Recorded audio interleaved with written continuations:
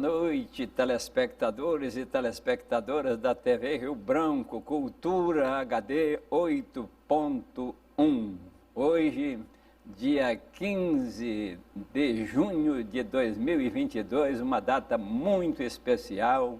E mais especial do que esta data são os nossos convidados de hoje para um debate com a professora Iricélia Cabanela Zanini, Nabor Júnior, ex-governador do estado do Acre, Osmir Lima, um experto em história da autonomia política do Acre, e depois eu trago um depoimento de Geraldo Gurgel de Mesquita, ex-governador do estado do Acre.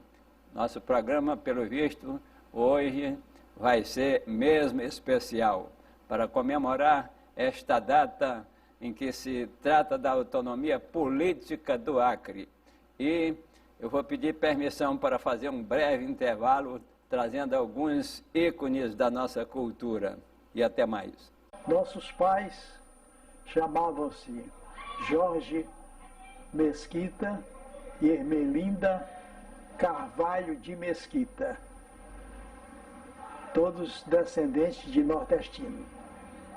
Meu avô, Florencio Rodrigues de Mesquita, era um jovem cearense que veio e se instalou lá no Alto Purus, onde estava havendo a Revolução Acreana. Só que lá era a Revolução Acreana, mas contra os peruanos. Depois meu avô casou e começou a ter filhos e vindo aqui para Rio Branco. Aqui em Rio Branco, ele com os filhos dele foram morar onde hoje é o bairro da Paz. Antigamente chamava-se Sapezal. Hoje é o bairro da Paz. Mas lá era um lugar muito doentio e meu avô saiu de lá, veio aqui para o Bosque. Então, foram as nossas instalações no Bosque, ficamos até o que somos hoje. Hoje, graças a Deus, nós temos até um clube para a nossa diversão, para o nosso entretenimento. Outra coisa que muitas famílias não têm, ou quase nenhuma não tem, mas nós temos o nosso clube. O clube que foi feito com muita dificuldade, mas hoje está em cima do pedido. Hoje nós temos nosso irmão Claudemir, membro da Academia de Letras do Acre. Ele, como escritor, resolveu fazer para nós o livro que chama-se A Vida dos Familiares da Família Carvalho de Mesquita. É uma dedicação muito grande, sabemos que é muito esforço, muita dedicação e muita preocupação e muita vontade de fazer alguma coisa pela família. Muito obrigado ao programa Mais Cultura, porque sem este programa nós não tínhamos condições de fazer o que estamos fazendo. Eu, particularmente, fiquei muito emocionado quando eu soube dessa iniciativa do programa Mais Cultura. A gente tem uma lacuna, né, de programas e mesmo a mídia, de maneira geral, né, específica para a cultura acreana, que tem uma produção muito vasta em todas as suas linguagens, seja música, dança, teatro, audiovisual, né? Então, o programa Mais Cultura, ele realmente vem preencher uma lacuna de espaço de divulgação, de reflexão que estava faltando. E fiquei muito emocionado também quando eu soube que o Adalberto Queiroz, né, meu amigo, cineasta, pessoa que me acolheu quando eu cheguei no Acre, né, com quem eu aprendi tanto sobre o cinema que é produzido aqui no Acre, parceiro de tantas discussões, de tantos fóruns, de tantas, né, brigas pelas questões das políticas culturais, estava à frente desse programa. Assim, né, a pessoa aguerrida, que sempre teve, desde que eu conheço o Adalberto, né, sempre teve a cultura à frente, na sua fala, nas suas discussões, na sua militância.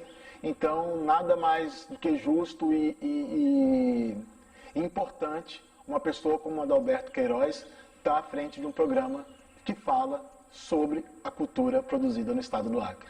De volta, eu trago para você, como prometi, um debate com a professora Iricélia Cabanela Zanini. Ela é a única que lutou pela autonomia política do Acre ainda viva. A professora Iricélia é também presidente do Conselho Estadual de Educação. E fica com vocês aí esse precioso depoimento. A ideia da autonomia política, ela entrou no nosso coração dos jovens como o bicho carpinteiro. Toda a nossa vida foi dedicada a isso. Nós tínhamos os grupos das legionárias, que dizem que isso aí é imitação lá da Alemanha, não sei de onde, mas não interessa. No nosso coração era uma consciência de que nós podíamos, né, levantar essa bandeira com o discurso e com o compromisso de ter um Estado fortalecido da nossa terra. Então a gente fazia campanha na zona rural, em todas as localidades, para convencer que se nós passássemos a Estado, nós íamos ter um governo eleito por nós, não enviado por ninguém. Uma Assembleia Legislativa eleita por nós, que era a voz do povo. E um Poder Judiciário também comprometido com o Estado, com o crescimento do Estado, com as necessidades do Estado. E aí se encantava a gente. Olha lá, agora nós somos nós mesmos. E esse que foi o grande ideal da autonomia. A autonomia foi nesse sentido. Nós nem pensávamos se teríamos os recursos, o que teríamos. É tanto que depois se constituiu numa luta maior do Guiomar pelo decreto, quando redigiu o decreto, porque o Estado não tinha como manter um quadro de funcionários e de pessoal. Daí foi criado o quadro da União.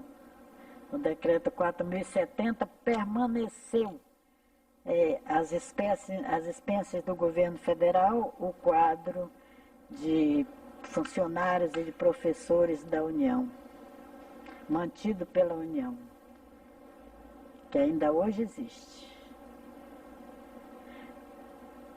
Aí nesse mesmo ideal de crescer, lutamos por ter a nossa universidade, aí saímos lutando pelas diversas coisas. Participamos da elaboração da nossa primeira Constituição. Nós tínhamos o professor Adonai Santos, que era professor e era nosso grande líder nessa enjeitada. Enfim, esse ideal a gente procurou espalhar. A primeira Constituição do Estado já trazia o Conselho de Educação. Nós estávamos sob a égide da Lei 4.024, a Lei da Educação 4.024, de 1962. Ela trouxe um ideal tamanho de educação como direito de todos. Essa lei traz a face de todo mundo, contempla todos. Não é em vão que nós tínhamos um Darcy Ribeiro, antropólogo, que comandava esse processo de regional, de enxergar as regiões, as necessidades e as possibilidades de cada região. Essa lei nos orgulha até hoje. Depois veio a Lei 5.692, de 71, que ela é mais voltada para o ensino, mas a Lei 4.024 é a lei da educação.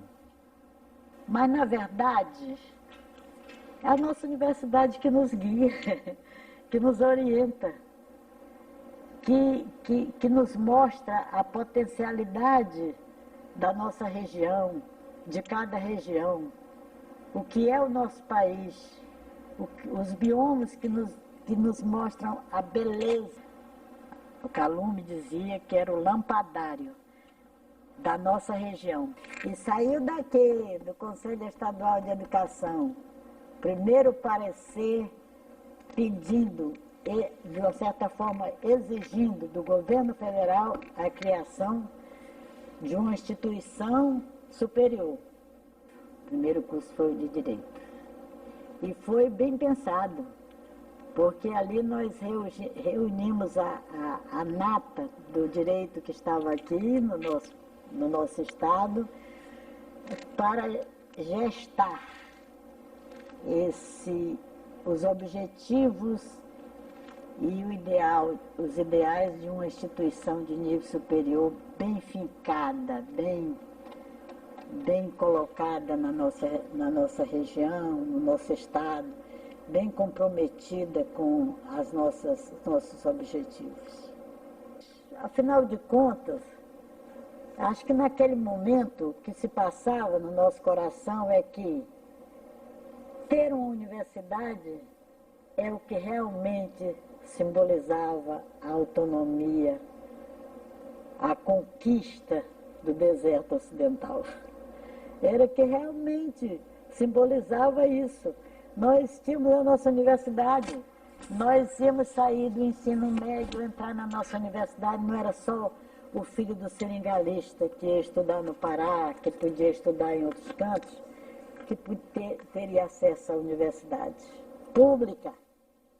Ali foi a maior conquista desse estado. Era a vida, era o significado de uma luta. E essa luta pode ser debitada a autonomista? Pode, porque se não tivesse o espírito de luta da autonomia, não teríamos nada disso não, ainda estaríamos no mesmíssimo. Me desculpe os representantes do Acre nas diversas esferas.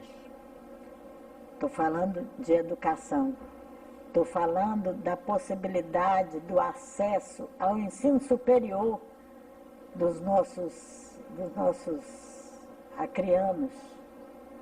Quem poderia fazer o ensino superior? Meu Deus, isso era um sonho inatingível. A gente sabia de quantos iam fazer o ensino superior fora daqui. Iam se formar em medicina, iam se formar em advogado, iam se formar... Quem? Aqueles que podiam. Hoje todos nós temos acesso à nossa universidade pública. E uma universidade que está sendo vista com bons olhos no cenário nacional, por causa da pesquisa, por causa da competência dos nossos professores de lá, que estão evoluindo cada vez mais no sentido de descobrir a Amazônia com seus benefícios, com seus bens. E essa é uma história que se construiu na luta e continua se construindo na luta. Porque agora é a luta do conhecimento. É a luta de quem pode mais porque sabe mais, porque representa mais no cenário nacional. O ex-governador Nabor Júnior, ele também foi deputado constituinte e, na ocasião, vai relatar para vocês aspectos importantes dessa luta pela autonomia política do Acre. Em 1962, quando o Acre, através do Congresso Nacional, da Lei 4.070, transformou-se de território para o Estado, foram convocadas eleições para outubro de 1962, para governador, dos 3 senadores, 7 deputados federais e 15 deputados estaduais, entre os quais eu fui eleito lá por Tarauacá. Naquela época, como eu não tinha muito conhecimento da capital, nem nos outros municípios, praticamente a minha eleição eu devo ao povo de Tarauacá. Fui para a Assembleia Legislativa, elaboramos a primeira Constituição do Estado e elegemos o Zé Augusto como governador constitucional do Estado do Acre. Com o advento da chamada Revolução de 64, o Zé Augusto foi apeado do governo. Nessa ocasião, nem participei dos acontecimentos, porque eu estava em Belém a tratamento de saúde e licenciado da Assembleia Legislativa. Quer dizer, o meu suplente, que era de Cruzeiro do Sul, Antônio de Barros, assumiu a minha vaga na Assembleia. Quando o Zé Augusto foi deposto e assumiu o governo, o capitão, que era comandante lá da 4ª Companhia de Fronteira na época, Cerqueira Filho, ele mandou o Zé Augusto viajar para o Rio, porque o Estado tinha um avião Douglas DC-3 que foi comprado no governo do Zé Augusto. E ele disse ao Zé Augusto: você vai para o Rio de Janeiro e vai ter toda a liberdade, não vai acontecer nada com você. Quando o Zé Augusto chegou no Rio de Janeiro, foi preso.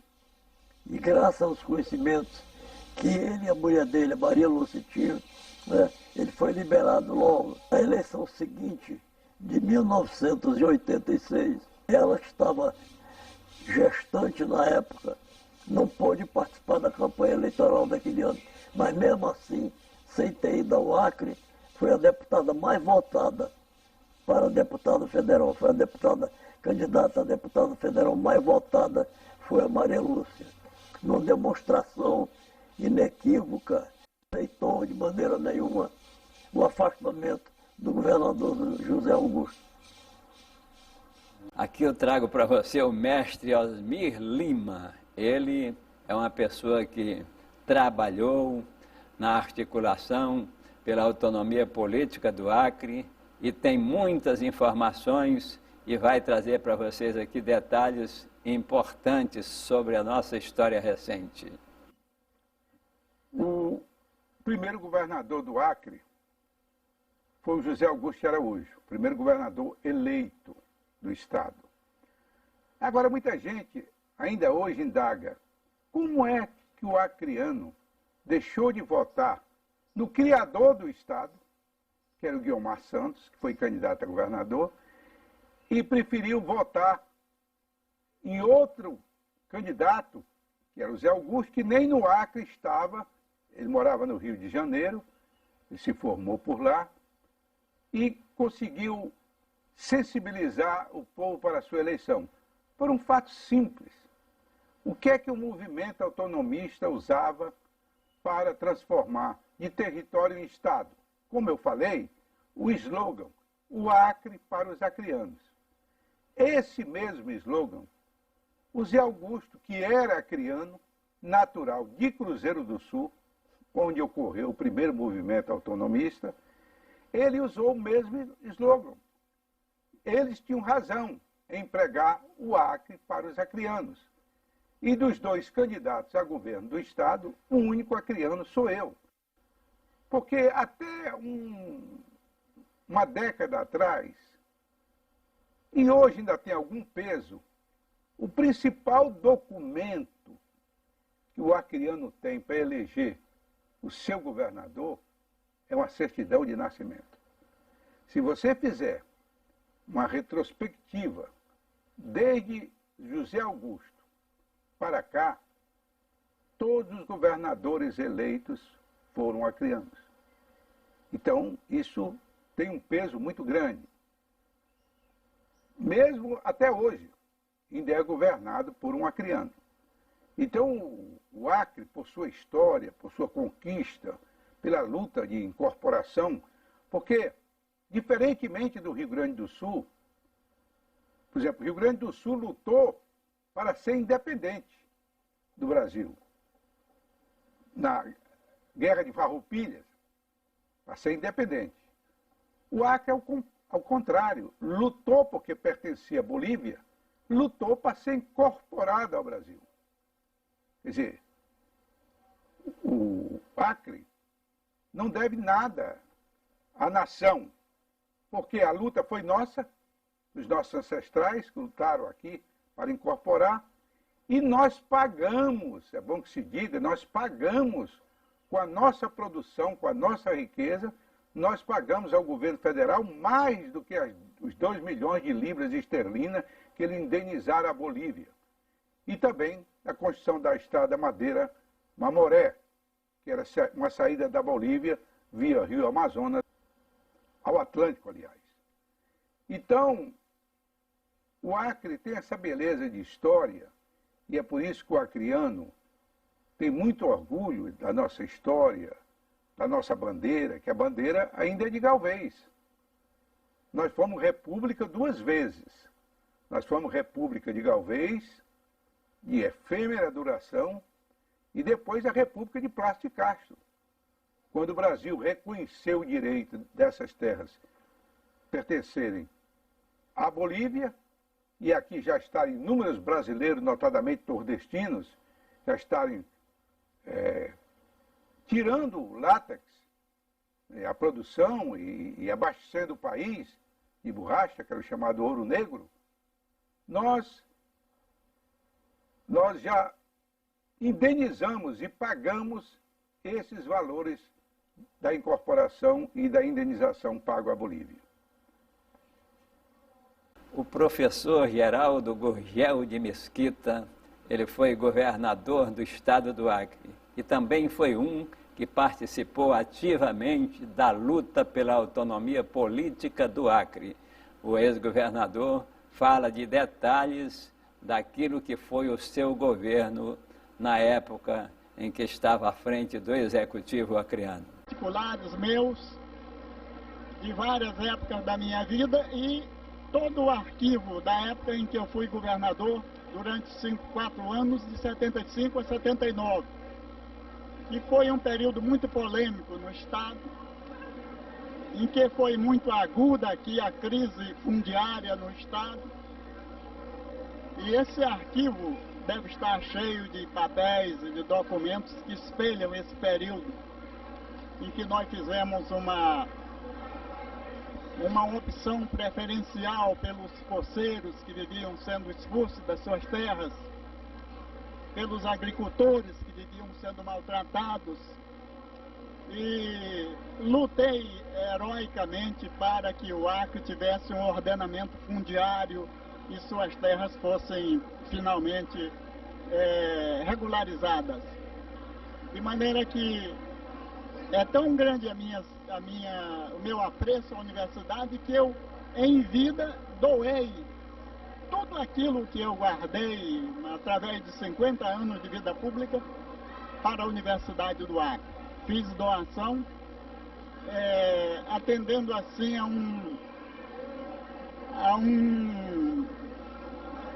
um apelo que me fez a minha amiga Celina Moreira Franco, quando ela veio aqui assistir ao lançamento do acervo do senador José Guiomar. E ela disse: e o senhor, professor, por que não faz doação da sua documentação? Por que não segue esse exemplo? E foi o que eu acabei de fazer. Acho que ela tinha razão, porque o que eu iria fazer de quase meia tonelada de papel que eu tenho na minha casa, caixotes, arquivos, prateleiras cheias, e que poderiam fazer mais tarde meus netos, meus filhos, nesse atropelo de vida que a gente hoje não tem tempo para nada, a não ser para sobreviver, para ganhar o pão, para comer, eles iriam ter um trabalho imenso de uma responsabilidade, porque teriam que guardar as coisas do avô. E o que eles iriam fazer disso, né? De maneira que eu me senti muito feliz pondo isso nas mãos da universidade, e onde eles poderão mais tarde, com muita facilidade, poderão manusear, pesquisar, procurar, porque estão guardados. De maneira que esse era o meu depoimento. Quero dizer que me senti sempre muito à vontade nesta casa, quando ela ainda não era aqui, quando ela era ainda lá na casa que foi do Dr. Marinho Monte, foi onde ela começou, depois no centro da cidade e agora aqui neste monumento, que tem muito do trabalho do professor Áureo Gélio Alves de Souza, a quem eu rendo minhas homenagens também neste momento. Muito bem. Eu agradeço a oportunidade que me deram de fazer esse depoimento. Tá, professor, eu orgulho-me. Muito obrigado. Conversado com o senhor. Muito obrigado. Sobretudo porque no seu governo também foi um homem que zelou muito pela cultura do nosso estado, deu muita força para o nosso cinema. Inegavelmente. Hoje nós estamos aqui lhe prestando uma espécie de homenagem. Muito obrigado. Aqui, tá? Muito obrigado. Dia 13 de junho foi uma data muito especial e que eu quero aqui lembrar e registrar o aniversário de dois amigos, duas pessoas do meu coração. Trata-se de Assueres Antônio de Vila Feltrini, que foi um verdadeiro parceiro dentro do cinema, uma pessoa que trabalhou comigo, me ajudou bastante a editar obras, um homem de muito talento e que hoje mora em São José do Rio Preto, um pouco acometido de problemas de saúde, mas não é isto que paira na cabeça e no sentimento das pessoas, porque os seus familiares, os amigos, realizaram uma pequena festa para homenagear este grande homem, este grande amigo. O Assueres Feltrini casado com Neilda Feltrini, tem os filhos Ricieri e Sarita, e aí uma festa maravilhosa, e eu aqui deixo meus parabéns tanto para o Assueres como para a família. O outro foi Antônio Evangelista de Araújo, que no dia 13 completou mais uma data natalícia. Recebeu o carinho e o afeto da família, dos amigos próximos pela merecida data. Tony Evan é um grande parceiro da cinematografia acreana e com Teixeirinha e comigo alavancaram a produção de cinema Super 8 em Rio Branco, que já ganhou o Brasil e já ganhou o mundo. Parabéns, campeões, Assueres e Tony Evan. Opa, o dia de ontem, dia 14, foi marcado por dois aniversários que eu não poderia deixar de registrar aqui. Meu amigo, meu irmão, Cleandro Rodrigues do Nascimento, o Jim, meu amigo de infância lá da Mangabeira, essa pessoa sensacional que recebe aqui o nosso carinho e o carinho da sua família. Dilcinei Ribeiro de Melo, parabéns pela sua data natalícia, você junto com o Bidil, com a Karen, Dona Conceição, Dilcínio, a família toda, até comigo aqui, receba o nosso abraço aqui do programa Mais Cultura, votos de parabéns e de felicidades sem limites. No nosso próximo programa, eu prometo a você que vou trazer aqui os mais experientes cineastas do Acre para debater sobre o cinema brasileiro. Uma boa noite a todos vocês, até a próxima quarta-feira. Fique com Deus, tenha um sono tranquilo, reparador e um despertar feliz.